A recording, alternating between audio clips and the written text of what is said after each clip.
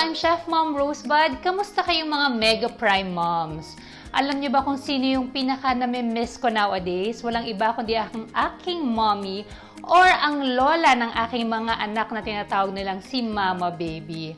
It's always good to connect our children to their grandparents kasi iba naman talaga ang kalinga ng isang lola sa kanyang mga apo. I remember growing up, my mom used to be so strict with me and my siblings. Pero pagdating sa mga apo niya, naku, napaka-sweet, napaka-lenient, hindi ba? And Christmas is gonna be strange and special this year. And I do hope that you get to celebrate this Christmas season with the people that you love and care about. So for today, magsashare ako sa inyo ng isang recipe which I'm sure my mom will love. Let's make some Christmas pork chops to celebrate all the lolas in the world. Okay, so let's start. Meron na tayo ngayong mainit na oil sa ating pot. Let me just get our onions. Add in our garlic.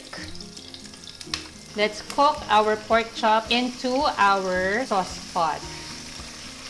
And then we add in our tomato paste. We could now add in our pineapple chunks together with the juice.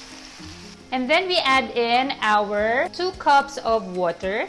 And of course, to make it even more special, we add in our Mega Prime spicy oyster sauce. So let's just season that with some salt and pepper.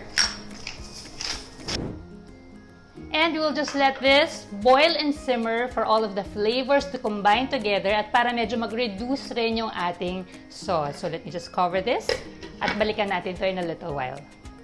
Okay, let's check. Ayan, nag-thicken na yung ating sauce. Ang ganda na ng consistency. And let me just try it. Perfect. Gayang-gaya ko yung gawa ng mommy ko. So this is good. Ayan, ready na ang aking Christmas pork chops.